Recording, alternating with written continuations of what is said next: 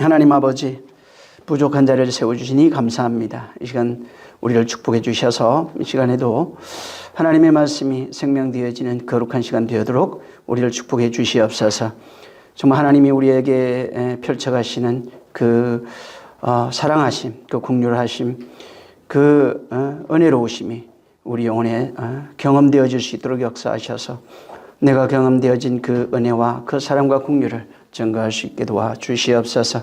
오늘도 말씀을 듣는 심령들 큰 은혜 주시고 성령으로 또 함께 깨달아서 은혜 받고 증거하게 도와주시옵소서. 성령이 함께 하시기를 원하며 예수 이름으로 축복하고 기도했습니다. 아멘. 자, 오늘 욥기 3장입니다. 20절에서 26절을 합니다. 욥기 3장 20절에서 26절 같이 합독하겠습니다. 시작.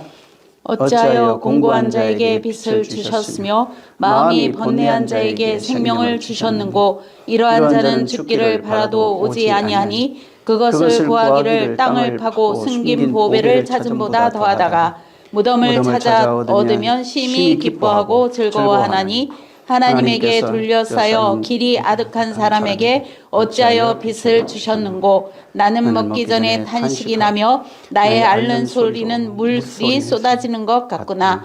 나의 두려워하는 그것이 내게 임하고 나의 무서워하는 그것이 내 몸에 미쳤구나. 평강도 없고 안온도 없고 안식도 없고 고난만 임하였구나. 아멘.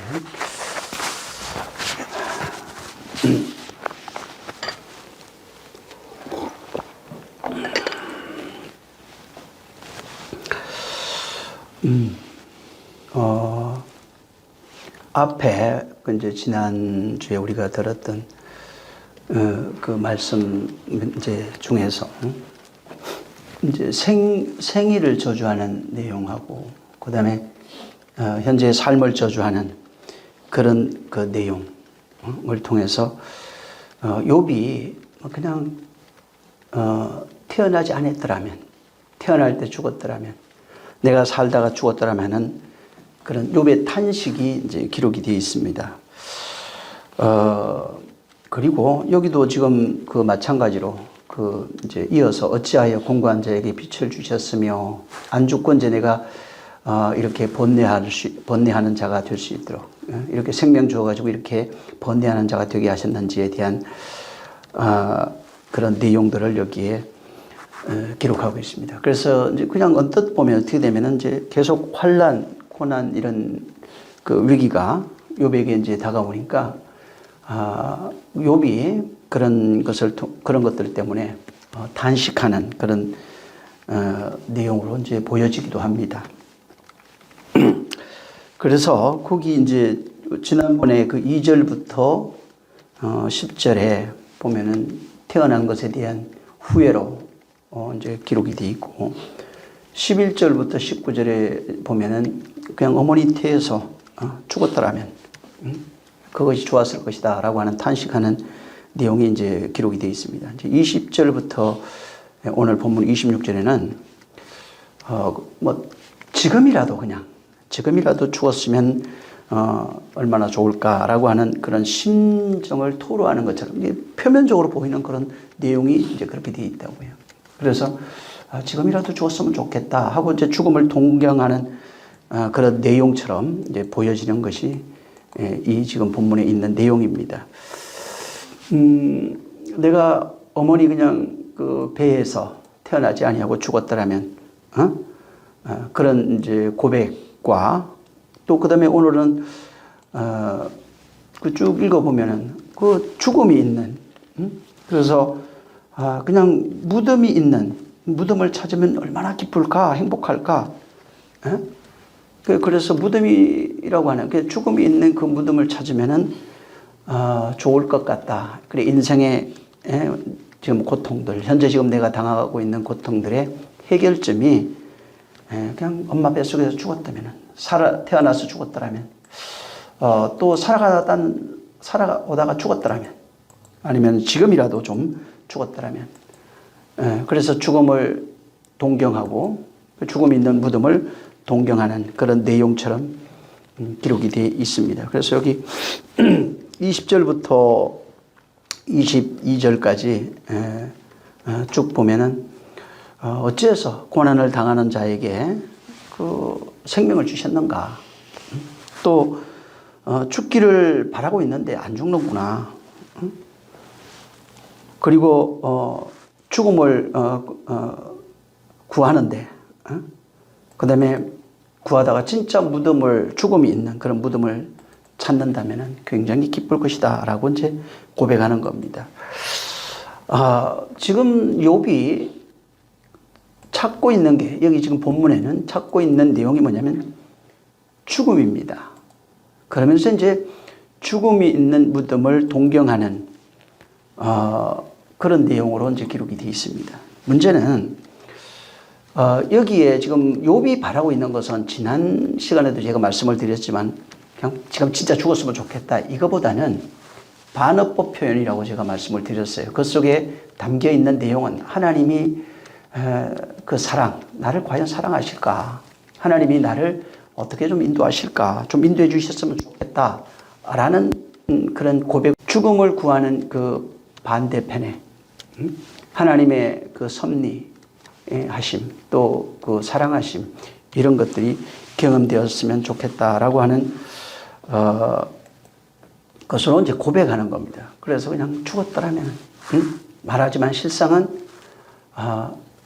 그것이 아니라 나를 좀 살려주시옵소서.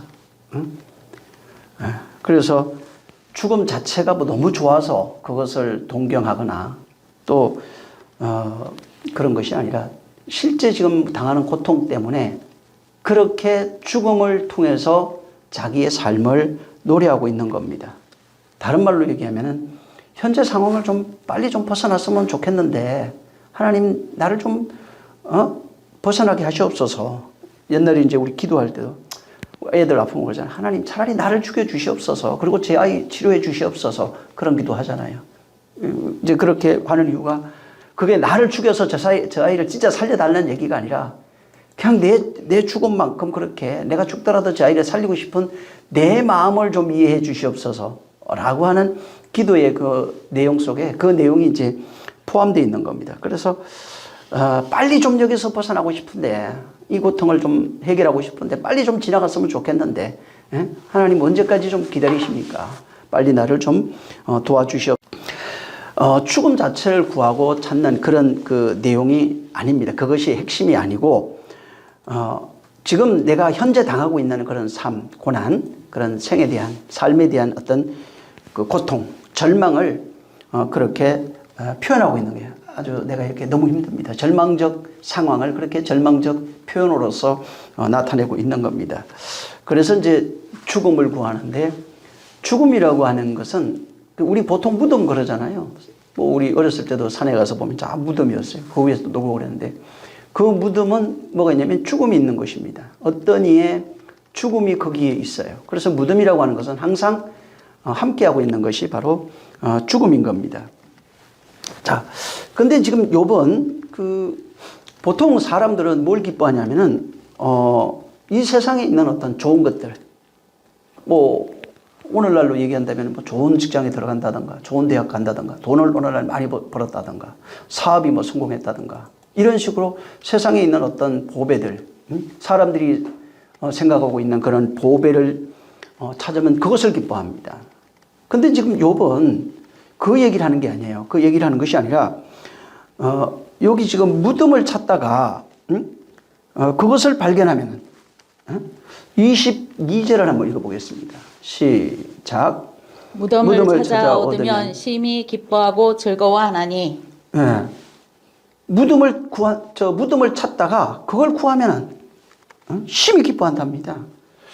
무덤은 아까도 얘기한 것처럼 죽음이 있는 곳입니다. 그래서 죽음이 있는 그걸, 죽음을 찾다가 쉽게 말해서 죽음을 구하는데 무덤을 찾으면은, 그러니까 죽음을 구하는데 그 죽음을 찾으면은 심히 기뻐하고 즐거워한답니다. 이 말이 안 되죠. 죽는 것을 기뻐한다? 모르겠어요. 너무 그냥 고통, 진짜 병들어서 너무너무 힘들어가지고 아, 그냥 죽었으면 좋겠다라고 말을 하지만 내가 보기에는 뭐 거의 99%는 그 말 속에는 나 살았으면 좋겠다 이 말이지 진짜 죽었으면 좋겠다 해서 그래 죽어라. 이렇게 말하지는 않는다고요. 욥도 지금 마찬가지인데 지금 욥이 죽음을 좋아한다든가 뭐 무덤을 좋아해서 그것을 찾으면 기뻐한다는 얘기가 아닙니다. 여기에 지금 예언적 계시가 들어가 있어요. 22절은 바로 그 예언이 들어가 있는 겁니다. 그래서 이 지금 근데 여기 22절에 있는 내용하고 진짜 비슷한 내용이 신약 성경에 한 군데 나옵니다. 이게 뭐냐면 예수님의 그 생애 속에서 한번 그 누가복음을 보세요. 여기 지금 놔두시고 있다가 와야 되니까 누가복음 22장 14절입니다. 14절 15절. 자, 시작. 때가 이름에 예수께서 사도들과 함께 앉으사 이르시되 내가 고난을 받기 전에 너희와 함께 이 유월절 먹기를 원하였노라. 예, 지금 예수님이 제자들하고 이제 같이 앉아가지고 뭐라고 하냐면 내가 고난 받기 전에 너희와 함께 이 유월절 먹기를 원하였다고 합니다. 욥도 지금 욥의 표현은 그 보면은 무덤을 찾아 얻으면 심히 기뻐하고 즐거워한대. 이건 말이 안 되거든요. 근데 죽음을 찾으면은 굉장히 기뻐한답니다. 이건 인간으로서 있는 얘기가 아니에요. 인간으로서 살 수 있는 이야기도 아니고 이거는 욥이 그거 죽음을 좋아해서 그런 게 아닙니다. 지금 아까도 얘기한 것처럼 욥의 모든 고백들, 문학적 어떤 그 표현들은 전부 다 역설적으로 되어 있어요. 그래서 죽겠다면 살고 싶은 거예요. 그래서 이런 식으로 되어 있는데 여기 지금 그래서 앞에서 20절부터도 보면은 생명을 주셨기 때문에 내가 죽기를 바라도 죽지 않아요. 오지 않고 그것을 구해도 오지 않는 거예요. 근데 어떤 사람이 보배를 찾은 것 같이 나는 무덤을 찾고 얻으면 심히 기뻐하고 즐거워하리라 이렇게 지금 말씀을 한 겁니다. 그러니까 욥의 그 고백 속에서 욥이라고 하는 이제 스토리 속에 거기에 하나님이 쓰실 수 있는 쓸만한 그런 복음의 재료들이 있는 겁니다. 지금 여기 욥이라고 하는 것은 예수님이 그런 얘기를 하셔요. 이 모든 성경은 나에 대해서 말했답니다. 또 욥도 선지자입니다. 모든 선지자는 모세와 선지자들이 나에 대해서 말했다는 겁니다. 모세도 나를 예표하는 자고 모든 선지자들은 나를 증거하는 거예요. 율법이 또한 나를 증거하고 있는 겁니다.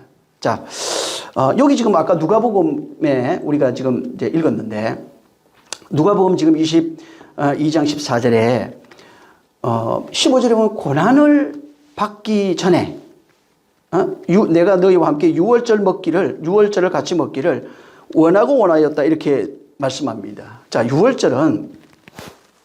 유월절은 우리가 잘 알고 있는 것처럼 옛날에는 양을 잡아서 대속제물로 드리는 그 시작이 이제 14일이라고 해서 그날 시작하는 겁니다. 자, 근데 이 유월절이 시작되는 우리는 지금 우리 태양력으로 하면 3월달일 거예요. 3월. 그래서 14일. 그달로 1월 14일 이렇게 되는데 그래서 유월절은 양을 드리는 건데 이 의미가 뭐냐면 세상 죄를 지고 가는 하나님의 어린 양이 죽는 날입니다. 그래서 유월절 전에 여기 좀 22절 14장에 때가 이르러가지고 예수께서 제자들과 함께 지금 앉아가지고 유월절을 먹길 원하는 거예요. 그래서 이 유월절은 이제 고통이 시작되는 시간이에요.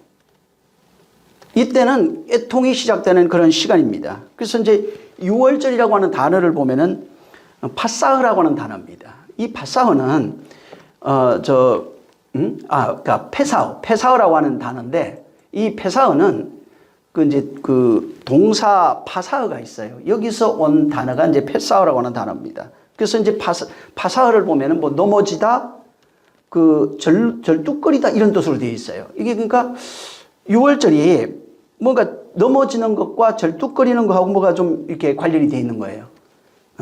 그래서 이제 보통 6월절 그렇게 이제 생각을 하면 1차적으로 생각하면은 그 바로 왕, 그 애굽 시대에 출애굽하기 전에 바로에게서 탈출해서 애굽에서 나오기 전에 그 장자들의 죽음이 있어요. 근데 그때 그 하나님이 모세를 통해서 무슨 얘기를 하냐면은 양을 잡아서 문설주와 그 털에 이제 바르라고, 피를 바르라고 그랬어요. 그리고 너희들은 들어가서 지팡이와 옷을 입고 띠를 띠고 그 양을 뼈를 꺾지 말고 뼈채 씹어 먹어라, 이렇게 말씀을 합니다. 그래서 6월절이 의미 중에 하나가 뭐냐면은 말 그대로 6월입니다.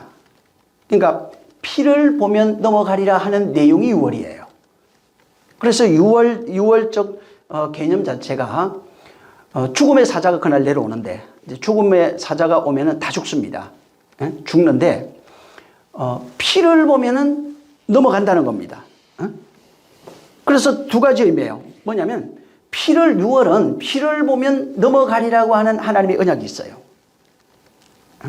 그 다음에 무슨 또 의미가 있냐면 아까 얘기한 것처럼 쩔뚝거리다 하는 그런 의미가 있는 거예요. 자, 이게 쩔뚝거리는 것이 어디 나오냐면 야곱이 야복강가에서 이제 하나님과 씨름합니다. 그래서 그때 씨름하면서 그 환도뼈가 위골됩니다. 그리고 환도뼈가 위골되고 난 후에 그 쩔뚝거리는 걸음을 가지고 바로 그 강을, 야복강을 이제 건너갔어요. 근데 야복강을 건너갔는데 에서가 쩔뚝거리는 야곱을 보고 그를 용서해 줍니다. 그리고 오히려 그를 껴안아 주고 그를 이제 환영해 줍니다. 자, 근데 이게 쩔뚝거리는 게 무슨 의미냐면 율법으로 살아가고 있는 존재라는 뜻이에요. 그러니까 한쪽으로만 살고 있는 존재가 쩔뚝거리다 하는 그런 의미를 갖고 있어요. 그래서 성경에 쩔뚝거리는 거, 저런발이 이런 것들이 뭐냐면 두 발로 서지 마, 한쪽 발로 걸어가고 있는 상태, 곧 율법 아래 속해서 율법으로 걸어가는 상태를 쩔뚝거림이라고 이제 얘기를 합니다. 율법이 뭐냐면은 우리가 잘 아는 거죠. 율법은 하나님의 의입니다. 그래서 율법은 거룩하고 신령하고 온전하고 사랑이고 이런 겁니다. 그래서 율법은 정말 하나님의 의인데, 근데 인간이 이 율법 앞에 섰을 때는 뭐가 되냐면 죄인이 돼버립니다. 율법은 하나님의 의인데 거룩하고 신령한 거예요. 근데 이거는 살려주는 법이 아니에요. 이 법은 정죄하는 법이에요. 그래서 율법 앞에, 율법은 사랑이고 거룩하고 의로운 거예요. 근데 인간이, 율법으로 살아가는 인간이 그 율법 앞에 딱 서보니까 율법이 의의는 없고 하나도 없다고 정죄한 겁니다.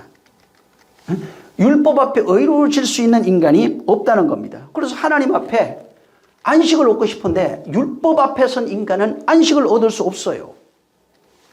하나님께 사랑받고 싶은데 율법 앞에 서 있는 인간은 죄인이기에 사랑받을 수가 없어요. 근데 그 율법을 우리가 깨달으면은 정말 율법은 하나님의 의예요. 사랑이에요. 문제는 뭐냐면 율법 앞에, 율법을 행위로 알고 있는 하나님의 의, 보이는 그 의로 알고 지키고 있는 사람들에게는 율법 앞에 서서 그것으로 용서받고 안식에 들어가고 거룩해지고 신령해질 수 있는 방법이 없어요. 율법이 사랑이지만 율법으로는 사랑받을 수가 없어요. 율법이 거룩하지만 율법으로 거룩해질 수가 없어요. 율법은 행하라 하는 겁니다.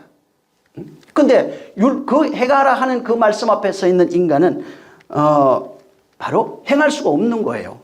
그래서 율법 앞에 서서 율법이 요구하는 의를 지키려고 아무리 노력해도 율법 앞에서는 그것을 지킬 수가 없는 겁니다. 절대로 율법 앞에서는 율법을 지킬 수가, 행할 수가 없어요. 그래서 이렇게 율법 앞에서 율법을 지킬 수 없는, 하나님의 의가 맞지만은 율법 앞에 서 있는 인간이 그 율법을 지킬 수 없는 상태, 율법을 행하지만 율법을 지킬 수 없어서 율법을 지키는 것처럼 살아가고 있는데 살아가는 그 모습을 절름발이라고 해놓은 거예요. 그래서 지금 그 야곱이 절름발이로 건너가는 것은 하나님 앞에 서 있지만은 결국은 뭐냐면 율법을 율법으로 살아가는 인생 자체가 절름발이라고요. 그 의를 행할 수가 없어요. 절대로 인간은 그걸 완벽하게 지킬 수도 없고, 그래서 바울이 율법적을 다 지켰는데 그 중에 하나라도 어기면 율법을 범하는 것이 된다고 합니다. 만약에 율법을 범하면 죄인이 돼버리는 겁니다. 율법은 온전하라 완전하라 하지만 인간은 온전하라 완전하라 할 수 있는 방법이 없다는 겁니다. 그래서 야곱이라고 하는 존재를 통해서 도무지 하나님 앞에 온전하게 살아갈 수 없는, 그러니까 온전할 수 없는, 두 발로 설 수 없는, 오직 절름발이로 밖에 설 수 없는 그 인생들의 모습을 그렇게 야곱을 통해서 설명을 해 주신 겁니다. 자, 그리고 이 지금 이 파사흐가 아까도 얘기한 것처럼 절름발입니다. 절름발인데 파사흐는 아까도 율법이라고 하는 앞에서 율법이 의를 요구를 해요. 항상 율법이 의를 요구하는데 파사흐가 아까도 얘기해서 넘어가는 것이라고 그랬잖아요. 그런데 넘어가야 되는데 인간은 거기 앞에서 넘어갈 수 있는 인생이 단 하나도 없는 거예요. 그러니까 율법이 의를 요구를 하는데 그것을 넘어갈 수 있는 방법이 없는 거예요. 그래서 그 애굽에서 하나님이 가르쳐 준 게 피를 보면 넘어간다는 겁니다. 피가 그러니까 자꾸 붉은 피 생각하면 안 돼. 물론 양을 잡고 저 소를 잡아서 하나님께 드렸는데 그 양과 소 이런 것들이 의미하고 있는 내용을 가져야 되는 겁니다. 레위기 17장 그 11절에도 뭐라고 되어 있냐면 피에는 생명이 있다고 그랬어요. 그러니까 붉은 피 이런 게 아니라 피가 담고 있는 그 하나님이 주신 생명을 말하고 있는 겁니다. 자, 그래서 파사흐는 아까도 얘기한 것처럼 6월이에요. 6월. 율법은 의를 요구를 하는데 넘어갈 수 있다는 거예요. 율법 앞에서 절름발이로 살아가고 있어요. 근데 의를 요구를 하고 있고 거룩을 요구하고 신령함을 요구를 합니다. 그래서 율법은 거룩하고 신령하고 사랑이고 온전하고 이런 법이에요. 선한 법이에요. 근데 이걸 요구를 하는데 인간은 그걸 지킬 능력이 없다고요. 근데 하나님이 넘겨주겠대요. 넘겨줄 수 있는 방법이 피라고요. 피에는 생명이 있다고요. 그래서 하나님이 피를 보면 넘어가 주겠대요. 그러니까 또 짐승 갖다 놓으면 안 됩니다. 나는 짐승의 피에 취해버린 자예요. 바로 하나님이 아들의 피. 그래서 그 예수의 피라고 얘기를 해요. 그가 자기 피로 성소에 들어가, 이건 설명한 거예요. 자기 피로 성소에 들어간 것이 무엇인지를 깨달아야 되는 거예요. 그래서 파사흐는 넘어가는 겁니다. 6월이에요. 6월. 넘어가 주겠대요. 어떨 때? 인간은 완전하지 못하지만 내가 피를 보면 넘어가 주겠다는 겁니다. 결과적으로 얘기하면 예수의 피를 의지하고 온 그 사람은 율법이 요구하는 의와 신령한 거룩함 이런 것이 없지만은 하나님이 그 피를 볼 때, 아들의 피를 볼 때 넘어가 주겠다는 겁니다. 근데 넘어가 주는데 인간의 상태, 파사흐라고 6월 해주는 하나님은 그렇게 은혜 베풀어 주는데 그 넘어가 주는 그 존재들, 인간의 그 상태는 절름발이라고요. 하나님은 넘어가주고 우리는 넘어가는 게 온전한 모습, 완전히 가서 넘어가는 게 아니라 여전히 절름발이로 넘어가고 있다고요. 완전하게 된 게 율법을 가지고 그대로 넘어가고 있는 상태예요. 절름발이 상태로 넘어가고 있는 상태예요. 그 안에서 은혜로, 그분의 은혜로 믿는 자에게 그분이 다른 한쪽을 만들어준다고요.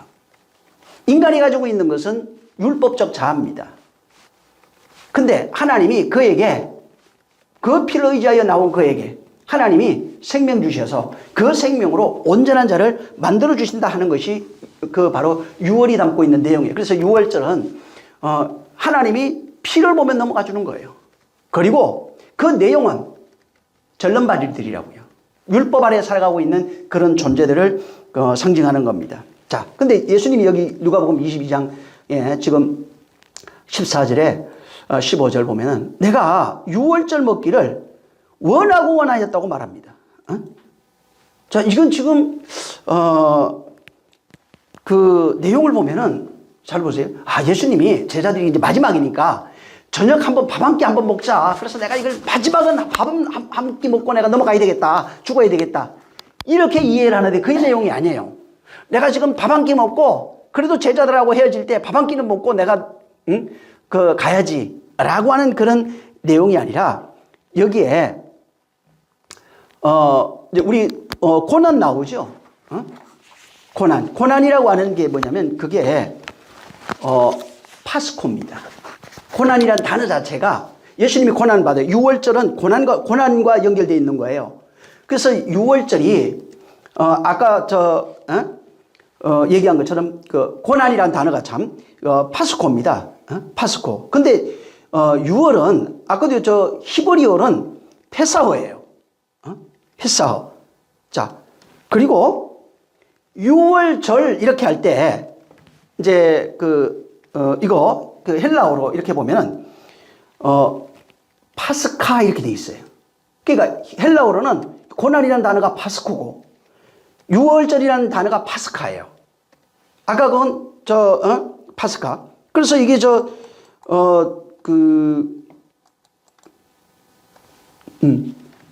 히브리어는 그 6월절이라는 단어가 이제 페사호고, 그래서 이게 같은 의미를 가지고 있어요. 그러니까 6월절은 파스카, 헬라어로 그렇게 되어 있어요. 자, 문제는 이 고난이라는 단어가 파스코고 6월절이라는 단어가 파스카예요. 이게 같은 의미를 같은 선상에 있는 단어들이에요. 이게 그래가지고 6월절이라고 하는 것 자체가 뭐를 담고 있냐면 고난이라고 하는 의미를 담고 있는 겁니다. 그러니까 6월절의 내용이 6월절 그러니까 뭐 그날 양 잡아주기 이렇게만 보지 말고 6월이라고 하는 그 안에는 6월절이라고 하는 절기 안에는 6월이라고 하는 그 안에는 파스카라고 하는 단어 속에는 파스코가 있다고요. 고난이라고 하는 내용을 가지고 있는 것이 바로 6월절입니다. 그래서 6월절은 예수님의 죽음을 얘기하잖아요. 그러니까 어린 양이 죽는 그 내용이 바로 예수님의 죽음을 얘기하는 거예요. 그러니까 예수님 6월절 자체가 예수 그리스도의 죽음을 상징하고 있는 겁니다. 구약으로부터 있던 모든 절기, 양을 잡아 드렸던 6월절의 내용은 그 당시에는 그냥 양 잡아 드리면 하나님이 좋아하신다, 뭐 용서 이렇게만 했는데 의미가 실제는 예수의 죽음을 얘기를 하고 있는 거예요. 그래서 6월절 안에 예수의 죽음, 예수의 고난이 거기에 담겨 있는 겁니다. 그래서 예수님이 지금 뭘 얘기를 하시냐면 내가 원하고 원한 것이 뭐냐면은 십자가의 죽음으로 들어가는, 그러니까 십자가의 죽음은 아버지 뜻이에요. 그래서 이것을 6월, 그러니까 14절, 15절에 내가 고난이라고 하는 단어가 그거예요. 고난이라고 하는 이 단어가 지금 이제 파스코예요. 근데 여기 고난 받기 전에 6월절을 먹기를, 그러니까 고난과 6월절이 같이 있다고 그랬죠. 먹기를 원하고 원한 거예요. 왜 그러냐면은 그가 십자가에서 죽는 것이 아버지 뜻이에요. 그가 죽어야 돼요. 죽어야 네가 나로 먹고 내가 너로 먹을 수 있어요. 근데 그가 죽지 아니하면은 절대로 그가 나로 먹고 내가 그로 먹을 수 있는 하나됨이 이루어질 수 없는 겁니다. 그래서 원하다 이 단어도 원하고 원하였다 할 때 이제 원하다 하는 이 단어도 바로 에피토미아라고 하는 단어인데 이게 자신의 그 육신, 그러니까 예수님의 육체인데 육신이 그 죽는 그 죽음, 다시 말해서 희생제사입니다. 희생제사를 간절히 원했다 이 말이에요. 그러니까 그가 죽어야 넘어갈 수 있어요. 그가 죽어야 넘어갈 수 있어요. 그가 죽어야 절름발이가 온전해질 수 있어요. 그래서 그가 원한 것은 십자가에 달려 죽음으로써 그가 우리와 하나 되는 것을 원하고 원한 겁니다. 그게 간절히 원한 거예요. 그러니까 지금 표면적으로 밥 먹기를 원했다는 얘기가 아니라 이걸 통해서 말하고 싶은 것은 진짜 너와 내가 하나 되어 먹고 마시는 이것을 위해서 내가 원하고 원해서 뭐예요? 지금 죽는 그 죽음이에요. 달려서 죽는 그 죽음, 지금 그거 끝나고 올라가서 만나면은 이제 죽으러 가는 겁니다. 자, 근데 그분이 십자가에 죽는 그 죽음을 원하고 원하였다 하는 겁니다. 죽음을 원한 것이 아니라 하나 되기 위해서, 부활해서 하나 되기 위해서, 다시 살기 위해서 그렇게 표현한 거예요. 그래서 예수님이 지금 여기 원하고 원하였다는 것도 죽는 걸 원했다 이렇게 표면적으로 보이는데 실제는 그거 뭐냐면 내가 너와 더불어 먹고 마시기 위해서 진짜는 그분과 우리가 하나 되기 위해서 십자가의 죽음을 원하신 거예요. 왜? 이게 아버지 뜻이에요. 뭐가? 죽는 게 아버지 뜻이 아니라 죽는 거 아버지 뜻 맞습니다. 근데 죽어야 하나 될 수 있다고요. 지금 욥도 저 마찬가지입니다. 욥도 지금 그 죽음이 있는 그 무덤을 찾으면 심히 기뻐한다 하는 내용도 그런 내용이에요. 죽음 자체를 즐거워하는 게 아니에요. 죽음 있는 그 무덤을 찾으면 심히 기뻐한다는 겁니다. 여러분, 무덤 이런 얘기 나오죠. 예수님도 이제 죽으시고, 십자가에 죽으시고, 무덤에 들어갑니다. 자, 근데 십자가는, 바로 그가, 하나님이 세우신 언약이에요. 이 십자가가. 그래서 이 십자가를 통해서, 인간이, 그는 말씀이 육신되어 오신 분이고 하나님이라고 그랬어요. 죄가 없는 분이라고 그랬고 의라고 그랬어요. 자, 그가 죽어야 되는데 바울은 이걸 어떻게 설명했냐면 그가 우리의 죄로 죽었다고 말합니다. 그의 죽음은 그러니까 그는 죄가 없는 분이고 그가 죽었는데 우리의 죄를 이양받아서 죽었다고요. 우리가 죽어야 할 죽음을 그가 대신했다는 겁니다. 그래서 우리가 죽어야 할 죽음이라고 하는 게 뭐냐면 두 마음으로 살아가고 있는 우리 옛사람이에요. 율법의 신호로 살아가고 있는 옛사람이라고요. 율법의 신은 하나님 건너편에서 사단으로 살고 있는 존재고 마귀로 살고 있는 존재고 또 용이요 뱀이에요. 타락한 엄녀들이라고요.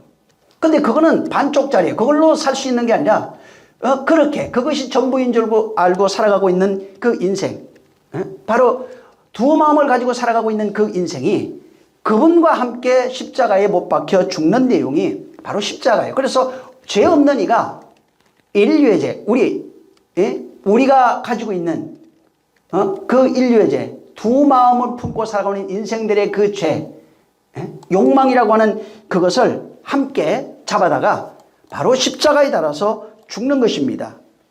그래서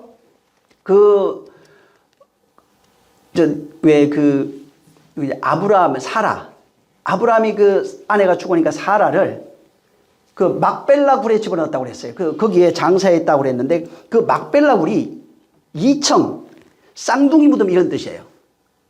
이게 뭐냐면 하나로 죽는 내용을 가지고 있어요, 거기에. 둘이 하나로 죽는 내용이 이 막벨라입니다. 언약으로 하나 되어 죽어가는 그 내용들이 있어요. 아무튼 그분이 십자가에서 죽고 부활하시면서 죽으시면서 그 죽으신 그 내용은 그분의 죄가 아니라 우리의 것을 가지고 죽으신 그 내용이에요. 그래서 무덤이라고 하는 것은 바로 그가 우리의 죄를 가지고 죽으신 그 죄를 장사지는 곳입니다. 우리의 죄가 장사되어 있어요. 그래서 그 무덤에서 그가 죄 없으시니까 나와요. 우리의 죄는 거기에 장사되어 있어요. 쉽게 말해서 옛사람이 그렇게 죽는다고요. 하나님의 언약으로 옛사람이 죽는 모습을 그렇게 상징적으로 그렇게 해놓은 겁니다. 자, 우리 욥기 3장을 다시 한번, 그건 또 우리가 그 내용을 또 들을 수 있으니까 한번 그 욥기 3장 23절을 한번 읽습니다. 자, 시작. 하나님에게 돌려 쌓여 길이 아득한 사람에게 어찌하여 빚을 주셨는고. 예. 하나님에게 둘러싸여서 길이 아득한 사람에게 어찌 빛을 줬는가. 자, 이제 이걸 좀 봐야 되는데, 여러분, 이 원문에 보면은 제일 처음 시작하는 이 단어가 23절에 있는 그 단어가 게베르 아세르라고 하는 단어예요. 게베르 아세르인데, 이제 게베르는 뭐냐면 사람이라는 뜻입니다. 그 다음에 이제 아세르는 관계대명사예요, 그냥. 이거는 어떤 사람이 있는데 그 사람이 하나님으로부터 둘러싸여 있는 상태를 둘러싸여 있는 사람이라 이런 뜻이에요. 자, 근데 원문에는 아세르가 있는데 게베르 아세르가 그래서 아세르가 있는데 이 아세르를 번역을 안 했어요. 번역을 안 하고 그냥 게베르만 해놓은 겁니다. 그래서 이제 이 아세르는 주로 이제 어떤 사람이 하나님으로부터 둘러싸여 있는 그 상태를 상징하는 그런 내용으로 여기 이제 되어 있습니다. 그 다음에 단어가 빛을 주셨는고 이렇게 되어 있잖아요. 이것도 원문에 없어요, 이거는. 빛을 주셨는고라고 하는 단어는 없고, 그냥 해석하면 게베르, 이게, 사람을 사람에게 빛을 주셨고, 이렇게 번역을 해놓은 거예요. 그러니까 사람이라고 하는 단어, 게베르라고 하는 단어를 바로 사람에게 빛을 주셨고로 번역한 겁니다. 게베르를 그렇게 해놓은 거라고요. 빛을 주셨고는 없고 그냥 게베르라고 하는 사람이라고 하는 단어 그 자체를 사람에게 빛을 주셨고 이렇게 이제 그 번역을 한 거예요. 그 다음에 하나님에게 둘러싸여, 하나님에게 이제 둘러싸여라고 하는, 우리는 이렇게 앞에 있잖아요. 이게 하나님에게 둘러싸여라고 하는 단어가 있는데, 싸여라고 하는 단어가 사카크라고 하는 단어인데, 이게 가리우다 덮다 이런 겁니다. 이 사카크는 가리우다 덮다. 그러니까 이게 둘러싸여 있다, 이게 이제 그 가리우다 덮다를 둘러싸다 이렇게 번역을 한 겁니다. 그러니까 조금 이 번역이 조금 안 맞아요. 사실은 지금 요 해놓은 그 단어는. 자, 근데 성경에 하나님이 가리우고 덮는 게 있어요. 출애굽기 25장에 보면은 그룹들은 그 날개를 높이 펴서 그 날개로 속죄소를 덮으며 이렇게 얘기했어요. 그러니까 그룹들이 속죄소를 덮는 내용입니다. 거기에 하나님이 덮는 내용이 있어요. 자, 그리고 길이 아득한 사람 이렇게 돼 있는데, 이 아득한이라고 하는 단어가 길이 아득한 할 때 이제 아득한이라고 하는 게 사타라라고 하는 단어입니다. 이거는 뭐냐면 숨기다, 뭐 감추다 이런 뜻이에요. 이거는 이제 해석을 하면은 하나님에게 둘러싸여 길이 아득한 사람이라고 하는, 이거는 하나님께 가려져 있다는 거예요. 하나님께 가려져서 그 인생이 숨겨진 자. 하나님께 가려져 그 인생이 숨겨진 자를 말하고 있는 겁니다. 이게 무슨 의미냐면 하나님이 보호하고 있다는 거예요. 그래서 하나님께 둘러싸여 길이 아득한 자, 하나님이 보호하고, 지키면서, 보호하고 있는 자, 지키시는 자, 그걸 상징하는 겁니다. 그래서 아까 이 사타라고 하는 이 단어도 이게 하나님께서 천사들을 통해 가지고 지성소의 그 언약궤, 그 법궤를 덮으시는 그 내용이에요. 가리우신다, 덮다, 그런 뜻으로 이게 사타라가 쓰여진 겁니다. 그래서 이 사타라는 주로 성전 개념에서, 성전에 쓰여지는 개념으로 보통 이게 쓰여졌는데, 이게 시편으로 가면 전부 다 어떻게 되냐면 하나님이 보호하고 있는 것. 하나님이 보호하심, 그 다음에 그분의 깃털로 덮으셨다. 그냥 덮다, 보호하다, 뭐 이런 개념으로 쓰여 있어요. 그래서 시편 5장 11절에도 보면 주의 보호하심을 인하여, 이게 사타라예요. 그 다음에 그 시편 91편 4절에도 그 깃으로, 날개입니다. 날개로 덮으심이, 이런 것들이 전부 다 그런 의미로 되어 있어요. 자, 근데 지금 23절에 보세요. 그 욥이 지금 당하는 그 고난, 육체적으로 지금 당하는 그 고난과 완전히 그 환난이 절망적인 상태에 있는 거예요.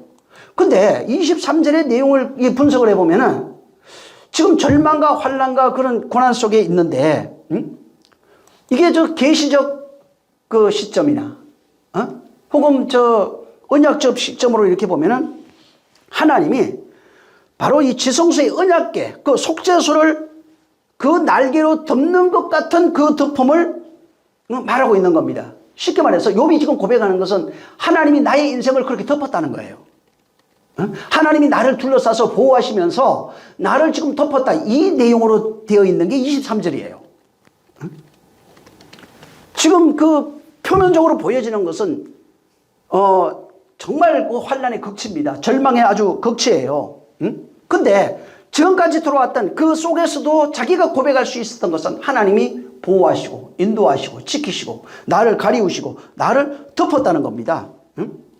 그래서 비밀스럽게 아무도 모르지만은 그분이 나를 그렇게 구속하고 있고 은혜 베풀고 있고 가려서 보호하고 있다고 하는 그것을 고백하고 있는 겁니다. 지금 24절도 한번 보세요. 시작. 나는 먹기 전에 탄식이 나며 나의 앓는 소리는 물이 쏟아지는 것 같구나. 예. 여기 지금 탄식이라고 하는 단어가 아하나라고 하는 단어인데, 이게 신음이라는 뜻입니다. 신음 혹은 신음하다 혹은 뭐 탄식 이런 거예요. 탄식. 앓는 소리는 셰아가라고 하는 단어인데, 이게 울부짖다, 울부짖음 혹은 표호라고 하는 포화죠. 뭐 호랑이가 표호한다고 그러죠. 그런 의미로 이제 쓰는 게 이 단어예요. 자, 여기 지금 24절에 나는 먹기 전에 탄식이 나며 또 나는 앓는 소리는 물소리 같고 이제 이렇게 번역을 해놨어요. 자, 지금 나의 그 신음이 먹을거리보다 앞서 있대요. 먹기 전에 먹을거리보다 앞서서 먹는 것보다 지금 신음 소리가 먼저 나요. 탄식 소리가 먼저 나는 겁니다. 지금 먹는 거 앞에서 탄식하고 있는 거예요. 먹는 거 먹기 전에 지금 탄식하고 있는 것이고 애통하고 있는 겁니다. 자, 여기에 이 모습은 아까 봤던 신약 성경에 아까도 그 내용이 6월절 전에 거기에 있는 내용을 그대로 갖다 놓은 겁니다. 6월절에 예수님이 지금 6월절 만찬하잖아요. 사람들은 지금 모르고 있어요. 지금 주님은 근데 이걸 끝나면 잡혀서 가서 십자가에 달려 죽어야 되는 겁니다. 그래서 거기에 6월절 먹기 전에 이미 탄식과 애통하는 소리가 거기에 같이 있어요. 지금 제자들은 예수님이 떼어주는 빵을 먹고 포도주를 먹는 것 뿐이에요. 근데 6월절 자체는 예수님에게는 고난과 애통의 시간이에요. 탄식의 시간이고 절망의 시간이라고요. 그래서 지금 그 욥이 욥도 여기 지금 24절 고백하고 있는데, 욥은 뭐냐면 자기가 하나님께 쌓여서 감춰져 있는 사람입니다. 그리고 하는 얘기가 음식 앞에서 양식 앞에서 탄식한대요. 신음하고 있다고 지금 고백하고 있는 겁니다. 자, 그럼 요걸 지금 욥은 이게 예언적 계시예요. 지금 자기가 고백 예언적 계시인데, 자,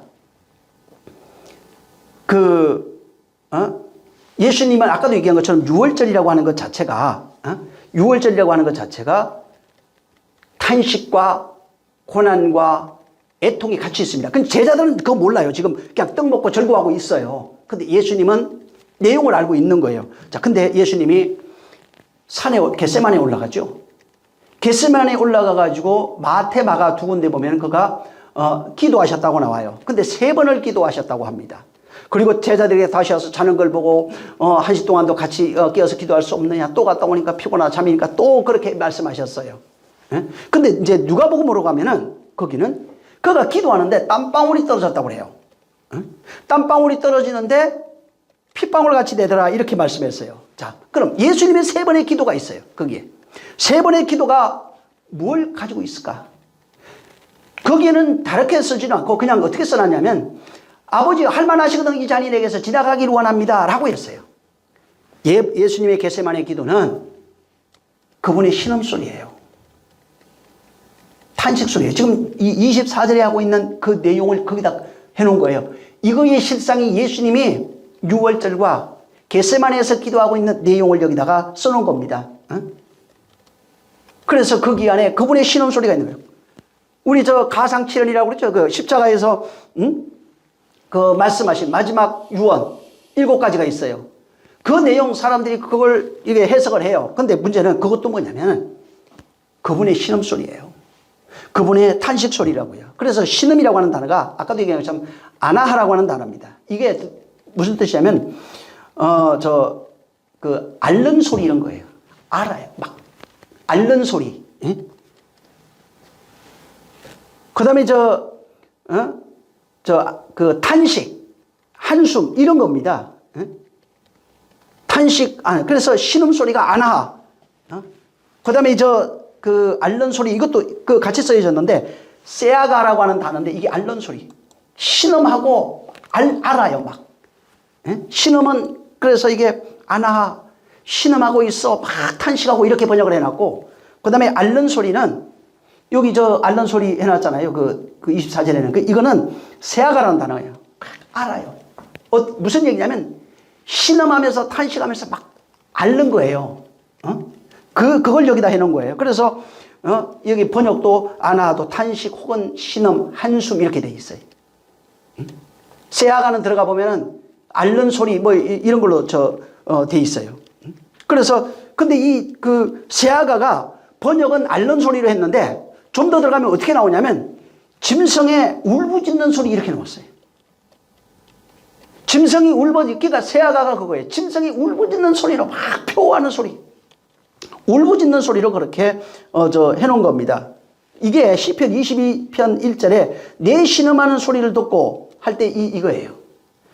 시편 32편 3절에도 종일 신음함으로 이게 그거예요. 울부짖는 소리. 욥은 그 내용을 모르고 이건 썼을 거예요. 이게 욥기를 쓴 사람은. 자, 이게 아까도 얘기했는데 예수님이 지금 겟세마네 가가지고 기도하는데 그분의 기도 소리가 사람은 그분이 기도했습니다. 깨어서 기도해. 이 얘기를 하고 싶은 게 아니에요. 아버지의 뜻을 이루기 위해서 이제는 잡혀서 죽으셔야 되는 거예요. 거기에 그 기도 소리는 신음소리예요. 응? 짐승의 울부짖는 소리라고요. 응? 내가 아버지 뜻대로 되어지길 원합니다. 라고 간절히 하는 신음소리. 짐승의 울부짖는 소리로 기도하고 있는 거예요. 그래서 아버지 뜻대로 되길 원합니다. 내 원대로 마시고 아버지 원대로 하시옵소서 막 울부짖는 소리예요. 응? 그거를 여기 지금 그 욥이 이걸 해놓은 겁니다. 그래서 예수님이 누가복음에 거기에 그 22장 42절부터 이렇게 쭉 43절 얘기를 보면은 예수님이 그 마지막 6월절에 이제 거기서 아버지 뜻을 이루기 위해서 겟세마네 동에 기도하는데 마지막 신음소리, 탄식소리, 짐승의 울부짖는 소리를 거기에서 하고 있는 겁니다. 그러면서 그게 이제 44절에 보면 땀이 땅에 떨어지는데 핏방울같이 되더라 이렇게 얘기했어요. 땀이 땅에 떨어지는데 피같이 되었다고 말합니다. 예수님이 지금 제자들에게 6월절 전에 막 탄식하십니다. 6월절 식사 앞에서 하시면서 전에 막 탄식해요.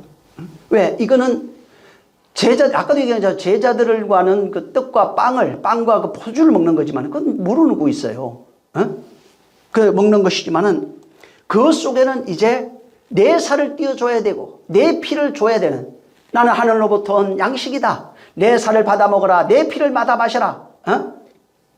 이렇게 말씀하신 그 내용을 이루기 위해서 이제는 신음소리, 탄식소리가 바로 예수님의 6월절 안에 고난으로 포함되어 있고 겟세마네 동산의 기도에서 그 신음소리와 탄식소리가 포함되어 있는 거예요. 자, 근데 이 신음소리와 탄식소리가 여기 지금 거기 24절에 욥기 3장 24절 소리가 물이 쏟아지는 것 같다고 얘기했어요. 예수님의 신음소리와 탄식소리가 물이 쏟아지는 소리라고요. 그 물이 누가복음에는 그렇게 표현해 놓은 거예요. 땀방울이 떨어지는데 핏방울 같이 되더라. 근데 결국은 십자가에서 옆구리에서 찔려가지고 물이 쏟아진 거예요. 그 내용을 여기에다가 예언적 계시로 이렇게 해놓은 겁니다. 그분의 신음소리, 짐승의 울부짖는 그 소리가 바로 십자가에서 그 옆구리에서 물이 흘러서 땅에 떨어지는 물이 된 겁니다. 땅에 떨어졌다는 것은 땅이라니까 흙 이런 게 아닙니다. 보세요. 그때 죽었던 그 흘렸던 피가 그 땅에 아직 이거 그냥 사람들 그냥 소설 써서 감동 주는 건 되는데 그 내용이 아니라 거기서 말하는 것은 그 땅이라고 하는 우리의 혼을 얘기를 합니다. 거기에 떨어졌다고요. 물이 거기에 떨어졌다고요. 그가 탄식과 짐승의 울부짖는 소리가 물이 돼서 땅으로 살아가고 있는 우리 혼에 그 진리의 물로 떨어졌다고요. 그래서 진리의 물이 흘러서 예수님의 옆구리에서 흘러서 우리 안에 떨어졌다고요. 그 물이 흘러서 떨어짐을 받은 그 땅들이 교회라고 합니다. 그래서 그 물을 가지고 있는 자, 그 물이 흘러서 우리 안에 땅에 떨어져 우리 안에 그 내용으로 가지고 있는 자가 바로 유월하는 거예요. 그래서 피를 볼 때 넘어간다는 게 그거예요. 그 물이 떨어져서 물이랑 빨간 피 이렇게 생각하지 마세요. 진리의 말씀, 진리의 물이라고 얘기하는 거예요. 그 물이 우리 안에 우리의 인생에 떨어져 가지고 나를 유월하게 한다고요. 사망에서 유월하게 한다고요. 그래서 죽음의 신 올 때 사망에서 유월할 수 있는 게 진리의 물이 우리 안에 떨어지면은 유월하는 겁니다. 그렇게 그 물을 가리켜서 그렇게 떨어진 자를 가리켜서 유월하는 것을 구원이라고 합니다. 또 그것을 구약에서는 대속의 피, 구속의 피, 속죄의 피, 뭐 여러 가지로 해놨어요. 우리 죄를 속하는 속죄의 피, 대속의 피라고 얘기했어요. 바울도 그 얘기를 했어요. 그래서 그것이 넘어가는 거예요. 자, 지금 그 예수님이 정말 그 오해하면 안 되는 게, 물론 뭐 열정적으로 그걸 뭐 이렇게 넓은 의미로 해석을 해가지고, 예수님처럼 땀방울이 핏방울 되기처럼 그렇게 기도하셨는데, 우리도 그렇게 기도해야 됩니다. 사실 이 얘기는 아니라고요. 그 얘기를 하고 싶은 것이 아니라, 거기에서 땀방울이 떨어지는 그 땀방울이 피같이 되었다고 해야 돼요. 마테마가는 없어요. 거기에. 누가는 그걸 썼다고요. 되었다고 그것을 기록했던 그 내용, 그 내용이 뭔지 이것을 알고 거기에 기록해 놓고, 그 땀이 옆구리에서 물같이 흘러서 피예요. 물이라고 그래요. 그걸 왜 피라고 할 때 피라고 하냐면, 피라고 얘기할 때는 생명을 강조해요. 그래서 피에는 생명이 있느니라 하는 것이, 그래서 피라는 말은 생명이라는 얘기입니다. 물이라고 하는 것은 말씀, 진리, 생명, 이거 다 같이 갖고 있어요. 그래서 그 물이 피같이 돼. 그러니까 우리를 구속하는 피다.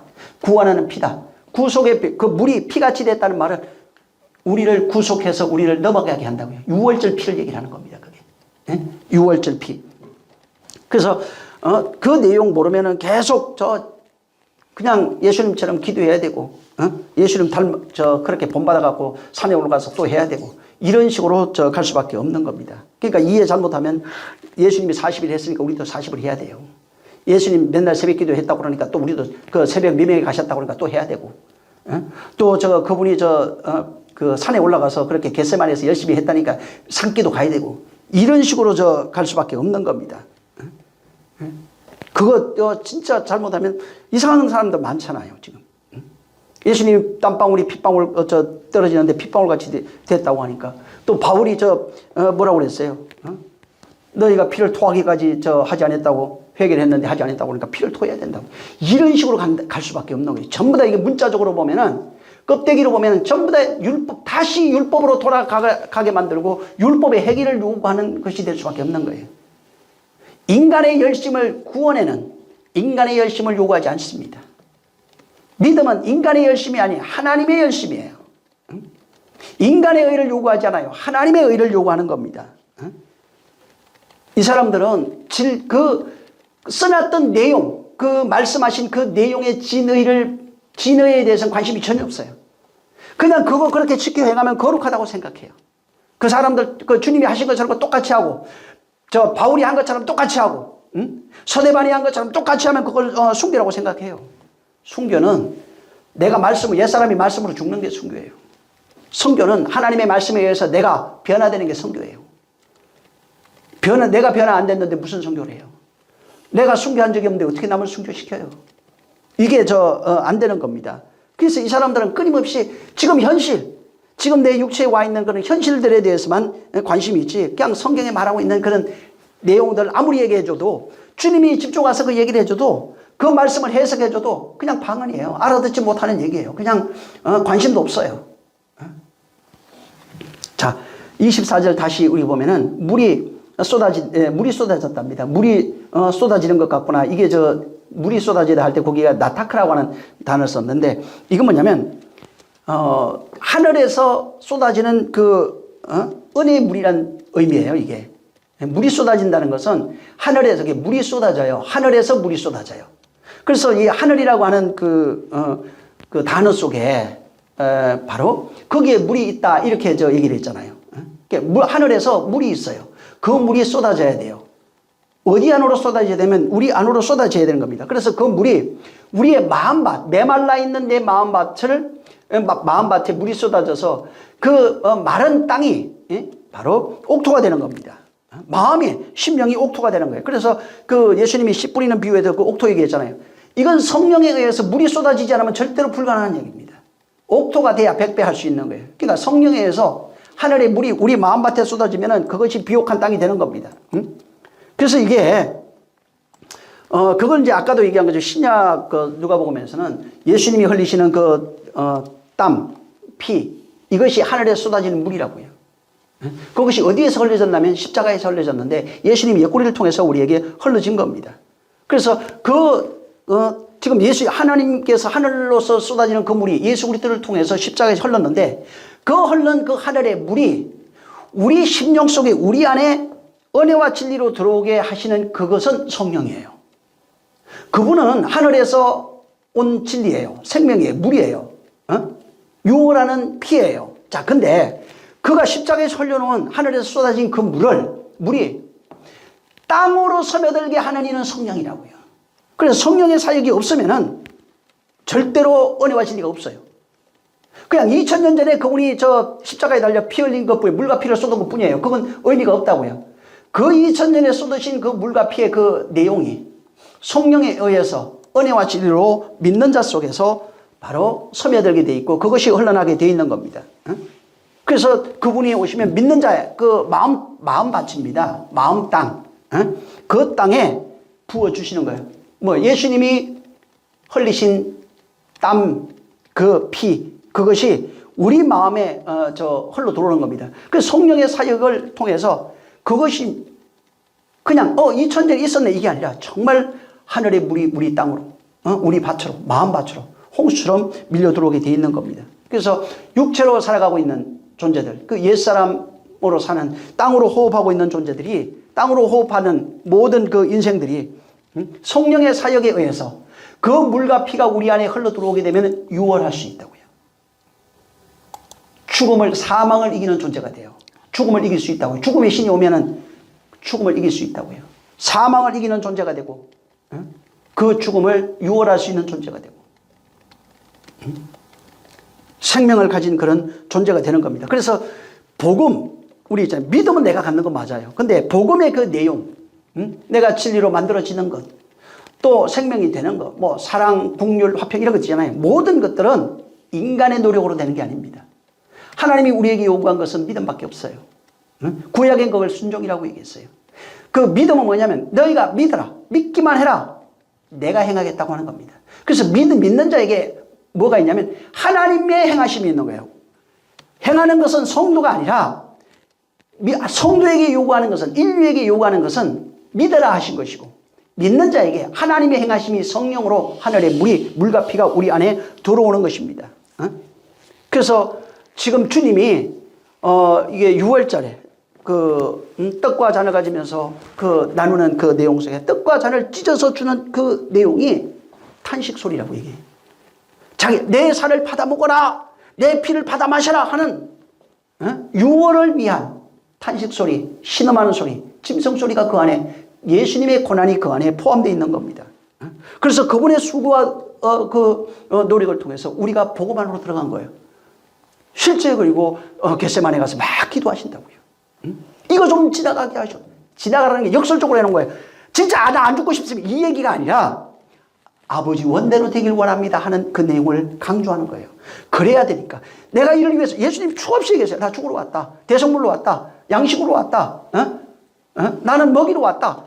나는 그거 아버지의 뜻이다. 나는 이걸 할 것이다. 이렇게 얘기하는 사람이 안 죽겠다고 얘기하시겠어요? 역설적으로 그렇게 표현해가지고 왜? 그의 죽음을 통해서 우리에게 하나님의 복음을 우리에게 전하시려고 하시는 겁니다. 자, 25절 한번 다시 또 시작. 나의 두려워하는 그것이 내게 임하고 나의 무서워하는 그것이 내 몸에 미쳤구나. 이게 똑같은 거예요. 나의 두려워하는 것. 예수님이 지금 겟세마네 동산 그 6월절 그걸 지키시고 겟세마네 동산에 이제 기도하시는데 지금 예수님의 마음이 그거예요. 나의 두려워하는 것이 내게 임했어요. 이제 죽어야 돼. 십자가에 죽음이라고 하는 그 공포, 두려움, 고난, 아픔 이런 것들이 있다고요. 그래서 내가 이 잔을 마셔야 되는데 이 잔이 하나님이 인류를 사랑하시는 그 죽음의 잔이에요. 그래서 그 죽음을 통해서 십자가의 죽음을 통해서 하나님이 이 땅에서 아들로서 완성하시려고 하는 내용이 있다고요. 그래서 내가 이 잔을 마셔야 돼요. 근데 할 수만 있으면 지나가길 원하지만은 이 잔이 지나가길 원합니다 라고 하는 그 내용 속에 두려움과 공포가 있고 근데 이게 아버지 뜻대로 돼야만 하나님의 사랑이 우리에게 전거되는 것입니다. 그래서 여기 지금 25절에 있는 내용도 예언적 계시예요. 이것도 예수님이 지금 그 겟세마네에서 기도하시면서 이 잔이 지나가길 원합니다 라고 말씀하시는 그 내용을 여기에 담고 있는 겁니다. 내가 뭐 죽기가 싫어가지고 뭐 그것 때문에 그것이 아니라 마지막 그분도 바로 육신을 가지고 성정을 가지고 있는 분이에요. 그래서 죽음에 대한 공포가 있다. 공포라고 하니까 막 어마 이런 걸 말하는 게 아니라 칼로 손을 비면은 아파요. 그러니까 빌 때 그 비기 전에 베기 전에 그때 그 두려워하고 있는 그런 얼마나 아플까 뭐 이런 예를 들어서 그런 내용이에요. 그래서 3번이나 거기 가가지고 예수님이 기도하시면서 네, 여기는 지금 25절에는 욥이 얘기한 거예요. 예수님의 입장을 그대로 얘기하는 거예요. 쉽게 말하면 두려워하는 그것이 내게 임하였다. 무서워하는 그것이 내게 임하였다는 겁니다. 그것이 내 몸에 온 거야. 예수님도 3번이나 그래서 계시면 다시 가가지고 기도하고 이 잔이 지나가길 원합니다 라고 고백하고 또 얘기한 겁니다. 여기는 전부 다 이 성경은 나에 대해서 말하고 있는 거예요. 그래서 성경이 지금 예수 그리스도가 어떻게 연결이 되어 있는가. 욥기도 다 그 얘기하고 있는 거예요. 지금 26절 읽어보세요. 시작. 평강도 없고 안온도 없고 안식도 없고 고난만 임하였구나. 예, 평강, 평온 뭐 이렇게 돼 있어요. 번역을 보면은 평온도 없고 평강도 없고 안온, 안일 이런 겁니다. 안일도 없고 휴식도 없고 또 불만만 있다 이렇게 돼 있어요. 그래서 여기 보면은 지금 여기 지금 26절에 있는 그 여기에 평온 이게 이제 샬라인데 샬라 평온하다 뭐 형통하다 뭐 여기는 평강 이렇게 해놨어요. 그러니까 이게 샬라를 이제 이런 식으로 번역을 해놨고 그다음에 안일이라고 하는데 이게 이제 안일 혹은 여기 그 안온 뭐 이런 단어인데 이게 이제 샤카르라고 하는 단어입니다. 그래서 평화 뭐 평온 조용 이런 뜻으로 쓰여져 있어요. 그다음에 그 휴식이라고 하는 거는 뭐 누아라고 하는 휴식 뭐 쉬다 이런 거고 그다음에 불만 뭐 여기 고난만 있다 이렇게 돼 있는데 이제 이 단어가 로게즈라고 하는 단어인데 뭐 이게 불안, 괴로움, 진노, 소란 이런 의미를 갖고 있습니다. 자, 근데 여기 지금 26절에 있는 이 내용은 이사야 53장, 이사야 그 53장에 보면은 예수님이 지금 거기에 그 흠모할 만한 모양도 없고 뭐 그런 내용 나오죠. 한번 그거 볼까요? 여기 놔두고 이사야 53장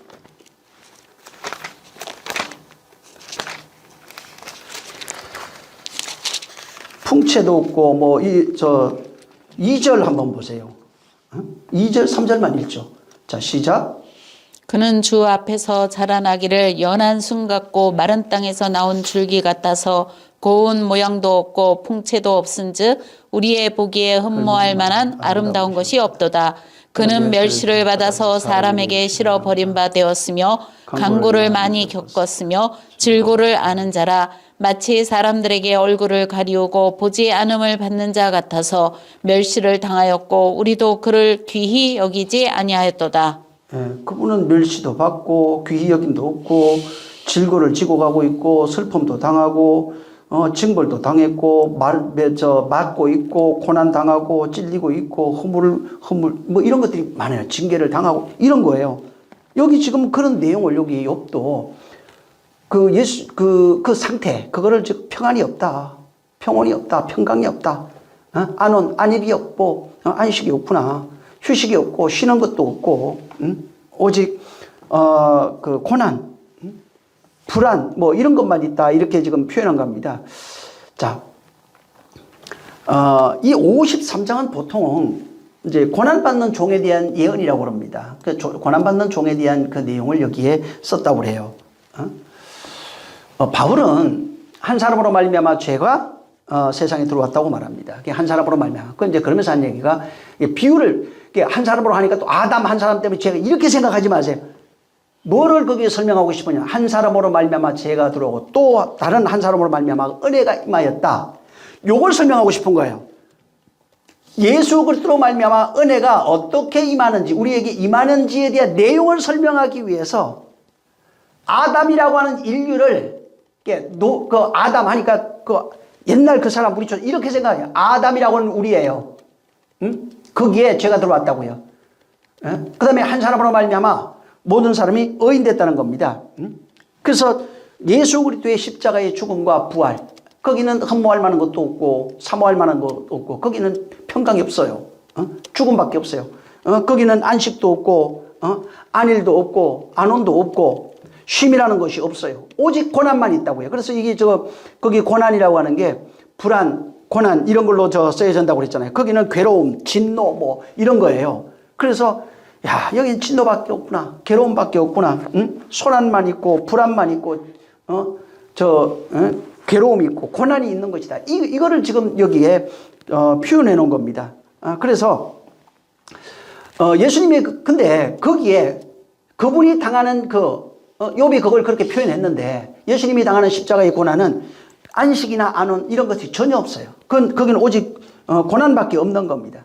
뭐냐면 하나님의 저주밖에 없어요. 거기는. 근데 그 저주가 아까도 얘기한 것처럼 그가 죄인이 아니고 그거는 의인이에요. 그 저주는 우리의 죄를 짊어짐으로써 그가 대신 받으신 겁니다. 그래서 그분의 저주는 우리의 저주예요. 그래서 우리의 저주로 인해서 우리의 죄로 인해서 그가 저주받고 그분이 당하시는 모든 고난, 환난 이런 것들이 그분의 상태예요. 근데 여기 지금 26절에 있는 그 상태는 그분은 평강이 있어요. 온유가 있어요. 안식도 있고 거룩하고 신령하며. 근데 왜 없다고 여기 표현하고 있는가?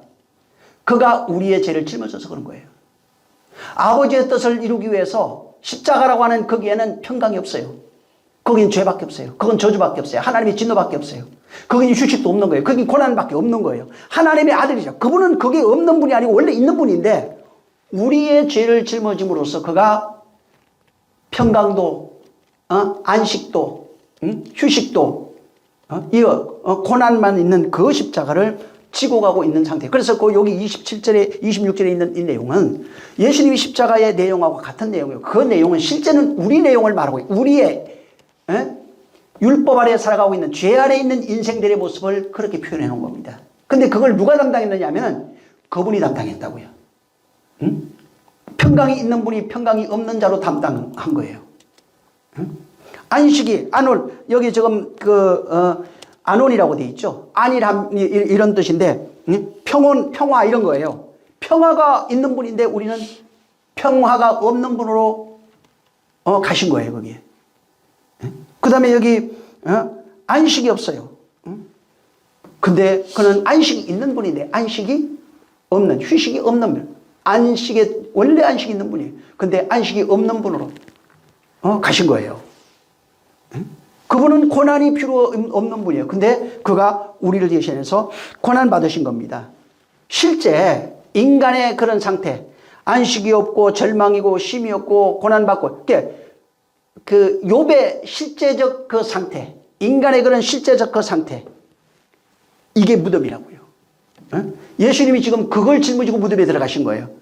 인생이 살아가고 있는 안식이 없고 평강이 없고 고난만 있는 인생의 현실을 여기다 고백해 놓고, 근데 예수님이 그렇게 죽으신 거예요. 왜? 평강이 없는 이에게 평강 주시려고. 안온, 평온 이렇게 되는데 평온이 없는 이에게 평온 주시려고. 평화가 없는 이에게 평화 주시려고. 안식이 없는 이에게 안식 주시려고 십자가로 가는 그 저주의 짐을 지고 무덤에 들어가신 거예요. 그래서 그것 자체, 인간의 그런 상태, 평안이 없고 안식이 없고 고난만 있는 상태가 무덤이라고요. 그래서 그걸 십자가로 보여주시고 십자가에서 인류의 모든 죄악을 담당하셔서 그 무덤 속으로, 원래 있던 그 무덤 속으로 거기에 들어가게 하신 겁니다. 그래서 무덤이라고 하는 거는, 근데 우리가 좀 알아야 되는 게, 성경에는 무덤은 시작이에요. 이걸 어디에서 보여줬냐면 나사로에게서 보여줬어요.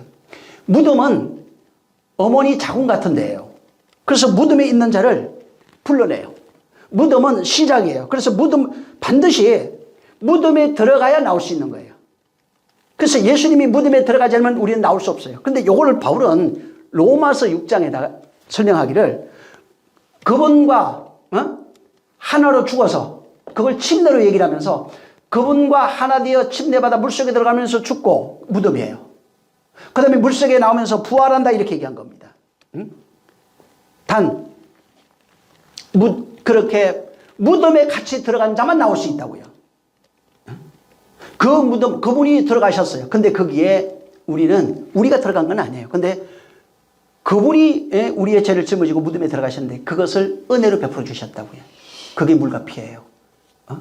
그 내용이 은총으로 우리에게 임해서 은혜로 임해서 우리는 그분으로 믿음으로 말미암아 그분과 하나 되어 죽고 믿음으로 말미암아 그분과 죽은 무덤에 물속에 들어간 자 무덤에 들어간 자가 그분과 하나 되어 부활로 나오는 것을 바울은 물로 설명해 준 겁니다. 그리고 실제 그렇게 나와야 된다고 하는 것을 나사로를 통해서 얘기해 주신 거예요. 바로 하나님의 말씀이 영이요 생명이에요.